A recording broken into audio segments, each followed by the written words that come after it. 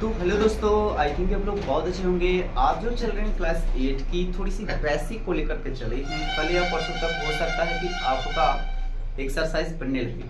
दोस्तों मैंने कुछ बच्चों के लिए ये रखा ताकि उनकी उन्होंने हमारी बेसिक चैप्टर को पढ़ता है, सो इसलिए मैं पढ़ाता हूँ। आप लोग भी बने रहे। ये जो मैथ है आप शायद आपको दिखाई नहीं देती होगी, एक्सरसाइज 1 के लिए है। संख्याओं का हम लोगों ने गुणधर्म सीखा है, बट उन संख्याओं में बहुत सारी संख्याएं हम लोगों ने पढ़ा है। प्राकृतिक संख्या भी पढ़ा है, पूर्ण संख्या भी पढ़ा है, पूर्णांक संख्या भी पढ़ा हो, भाज्य संख्या, ठीक है। तो उन्हीं संख्याओं में से सबसे पहले हम पूर्ण संख्या की गुण पढ़ते हैं। उनका गुण क्या होता है, कहाँ क्या होता है। तो पूर्ण संख्याओं को मैंने लिख दिया है कि 0 1 2 3 4 5 6 ऐसे करके इन्फिनिटी तक यानी अनंत तक जा सकता। छोटे तुम लोग सीख चुके हैं, फिर भी ध्यान दो बोर्ड पर, लिखना बाद में। तो पूर्ण संख्याओं में हम योग चेक करते हैं कि उनके योग जब हम जोड़ते हैं तो उसका आंसर क्या आता है। तो दोस्तों हमने एक पॉइंट लिखा कि अगर हम दो पूर्ण संख्याओं को a तथा b को अगर जोड़ेंगे तो सदैव आंसर हमारा पूर्ण संख्या में ही देखने को मिलेगा। जैसे किसी ने बोला a का मान 3 है, b का मान 5 है, आंसर आ जाएगा 8। आंसर आ जाएंगे। तो 8 क्या है, नेगेटिव तो है, बट्टा में तो है नहीं, ये पूर्ण संख्या ही है। दोस्तों किसी ने बोला नहीं भैया आपने गलत, इधर 5 कीजिए इधर 3 कीजिए, फिर भी क्या आएगा 8। दोस्तों किसी ने 0 बोल दिया, किसी ने 2 बोल दिया, तो फिर भी क्या है 2। ये सब क्या है, पूर्ण संख्या। दोस्तों ये कितना भी आप दो पूर्ण संख्याओं को जोड़िए, आंसर हमेशा पूर्ण ही संख्या आएगा, वो बदलकर नहीं आ सकता। ऐसी जो क्रियाएं को समवृत्त कोशिका कहते हैं, क्रिया कहते हैं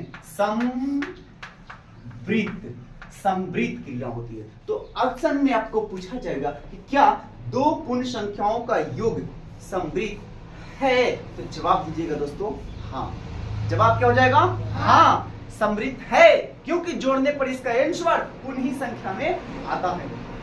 आगे देखिए दोस्तों, मैंने लिख ही दिया है दो पूर्ण संख्याओं a और b का योग सदैव पूर्ण संख्या होता है। जैसे कि एग्जांपल मैंने लिया, a की मान 0 लिया, b का मान 8 लिया। अगर हम योग सूत्र से देखें, योग सूत्र हमारा यही कहता है कि a और b को जोड़ दीजिए। योग का मतलब जोड़ होता है। a का मान 0, b का मान 8, जोड़े आंसर 8 है या 8 एक पूर्ण संख्या है, मैंने लिख दिया। इसलिए दोस्तों एक बार और दो बार हमने चेक कर लिया, कई बार तो चेक कर लिया ना, आंसर पूर्ण संख्या हैं। अतः यह जो क्रिया हो रही है, अतः जब हम दो पूर्ण संख्याओं को अगर हम योग के अंतर्गत देखें, अगर हम उसको जोड़ रहे हैं तो ये संख्या जो हो रही है समवृत्त हो रही है। तो दोस्तों आपको वीडियो लिया बहुत ही अच्छा लगता होगा, और भी आप लोग वीडियो से भी जुड़े रहे। तब तक के लिए अभी फिर हम देखते हैं, नीचे से कट करना भी है, मतलब पूरा मत। तो दोस्तों आप लोगों ने अभी पूर्ण संख्याओं का योग को देखा, उसका गुण को देखा कि वो समवृत्त था, बट इसका देख रहे समवृत्त हो रहा है कि नहीं हो रहा है। उसमें हमेशा पूर्ण संख्या आ रहा था और इसमें देखेंगे कि पूर्ण संख्या आ रहा है कि नहीं आ रहा है। वीडियो से बने रहे, भागना नहीं है। दोस्तों मैंने आपको टिक लगा दिया व्यवकलन। व्यवकलन का मतलब होता है डियरेस्ट में घटाओ। अगर हम दो पूर्ण संख्याओं का a और b का घटाव करेंगे दोस्तों, तो हमेशा पूर्ण संख्या नहीं आएगा। अच्छा भैया नहीं आएगा तो क्या हमने देख रहा कि आ रहा है कि नहीं आ रहा।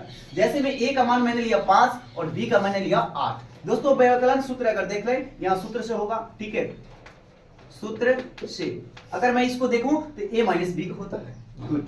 a का मान मैंने 5 रखा, b का मान मैंने 8 रखा। छोटू जैसे ही घटाऊंगा तो 5 में से 8 घटेंगे नहीं, तो उल्टा घटा दो, 8 ही में से 5 घटा दो तो 3 बचेगा, और उसके आगे का चिन्ह है माइनस का, माइनस लगा दो। दोस्तों क्या ये पूर्ण संख्या है, ये तो नहीं है पूर्ण संख्या, अतः यह पूर्ण संख्या नहीं है। हाँ बिल्कुल, हम लोगों ने अभी जांच किया कि अगर दो पूर्ण संख्या लेंगे, अगर उसको व्यवकलन करेंगे, घटाव करेंगे, तो पूर्ण संख्या नहीं भी आ सकता है दोस्तों। इसलिए सदैव पूर्ण संख्या नहीं होती है। एक एग्जांपल मैंने इसको समझाने के लिए और ले लिया है बदल करके, कि a का मान 8 ले लिया है, b का मान 5 लिया है। व्यवकलन सूत्र से अगर देखें a माइनस b यानी व्यवकलन सूत्र यानी घटाव। दोस्तों 8 में से 5 घटाया, मैंने 3 देखा, तो यहाँ पूर्ण संख्या है, लेकिन हमेशा नहीं है, सदैव पूर्ण संख्या नहीं होती है।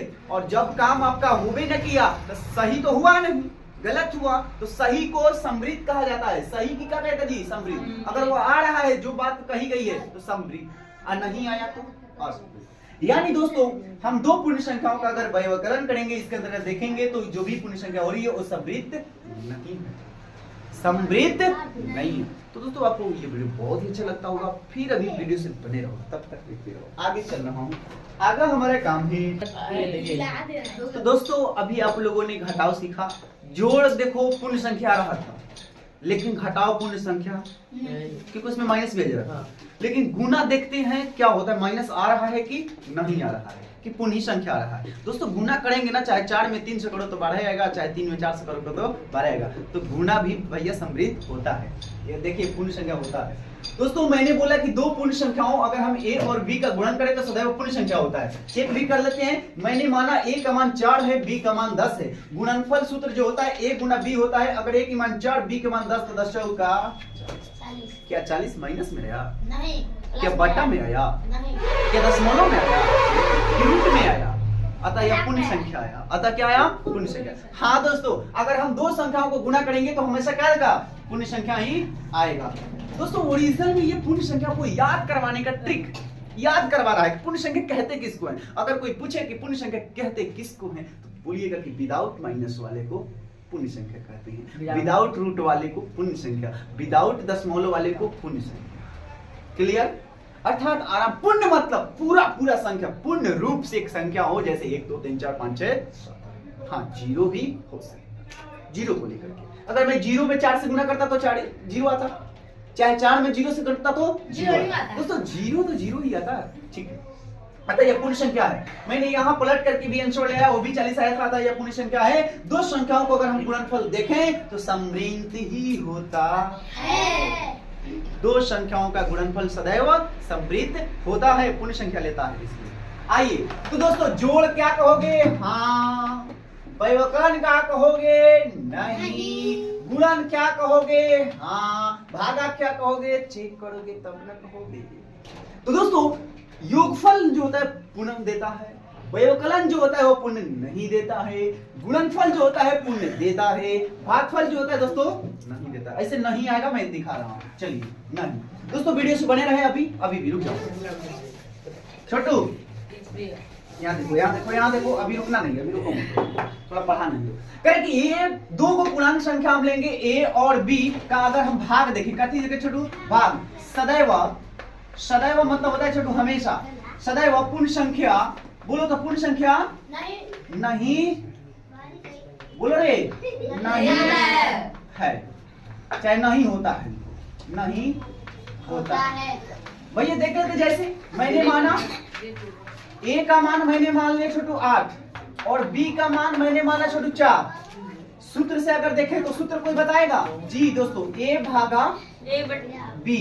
a का मान 8 है, भागा दे दो। b का मान 4 है, भागा करेंगे कितना आएगा जी? 4 दूना 8, 2 आएगा। क्या ये दो पूर्ण संख्या नहीं है? है ना? तो पूर्ण संख्या तो है, लेकिन बदल कर तो चेक कर लो। a का मान मैंने माना 4 और b का मान मैंने माना 8। सूत्र से अगर देखें तो हो जाएगा 4 भागा का 8, 4 भागा का 8। देखिए अब हम भागा देते हैं दोस्तों। 8 के पहाड़ा पढ़ो, कई बार में 4 आएगा, ऐसा संभव नहीं है। तो हम लोग पहले 0 पर के पॉइंट बैठा लेते हैं ताकि वो 4 40 हो जाए। क्या हो जाए छोटू? 40 हो जाए। तो 8 5 40। इसका आंसर आया 0.5। क्या ये पूर्ण संख्या था? नहीं। इसीलिए मैंने लिखा दो पूर्ण संख्याओं का अगर हम भाग देखें तो हमेशा पूर्ण संख्या आती नहीं है। हाँ, भागा में किसी को दिक्कत होगा तो मैं एक बात बता रहा हूँ आपको, थोड़ा सा ऐसे सिखा देता हूँ। आप लोग यही चाहते होंगे ना, 8 से भागा देना आपकी बात 4 में। छोटू बताओ, भागा अगर नहीं बने, रोने लगे बेचारा, छोटा है इसलिए तो रोता है ना, छोटा है तो रोता है। तो बड़ा करने का तरीका ही बड़ी मस्त है कि 0 पॉइंट लगा दोगे ना तो एगो यहाँ 0 बैठ जाएगा। पॉइंट लगाने से एक 0 बढ़ जाता है। 8 का पहाड़ा पढ़ो, कई बार में 40 आएगा तो पता चलेगा भैया 5 बार में हमारा 40 आ जाएगा। दोस्तों कट गया। ये आंसर कितना आया? तो आंसर 0.5 लाया। क्या 0.5 पूर्ण संख्या है? कहोगे कि नहीं है। तो कहीं तो पूर्ण संख्या आ रहा है और कहीं पूर्ण संख्या नहीं आ रहा है। अतः छोटू सदैव पूर्ण संख्या हो सकता नहीं है। तो बोला कि छोटू दो को अगर हम पूर्ण संख्या लें, दो पूर्ण संख्या का अगर हम भाग लें तो क्या समृद्ध है जी? समृद्ध है? समृद्ध नहीं है। दोस्तों इस वीडियो में हम आपको यही सिखाया कि समृद्ध क्या होता है। अगर रूल को फॉलो कर रहा है तो समृद्ध है, अगर रूल को फॉलो नहीं कर रहा है तो समृद्ध नहीं है। दोस्तों पूर्ण संख्या किसको कहेंगे? अगर दो पूर्ण संख्याओं को अगर हम जोड़ रहे हैं और उसका आंसर अगर आ रहा है, अगर पूर्ण संख्या आ रहा है तो अच्छी बात है, अब पूर्ण संख्या नहीं आ रहा है तब तो बड़ा दिक्कत है। लेकिन अगर हम जोड़ेंगे तो पूर्ण संख्या ही आंसर आ रहा था, लेकिन घटाओ जब हम कर रहे थे पूर्ण संख्या नहीं आ रहा था, गुना कर रहे थे तो पूर्ण संख्या आ रहा था, लेकिन हमने भागा किया तो पूर्ण संख्या नहीं आ रहा है। आज हम लोगों ने पूर्ण संख्या सीखा। इस वीडियो में फिर सभी बने रहो, तब तक बीच में उसके बाद आगे बढ़ेगा पूर्णांक को लेकर।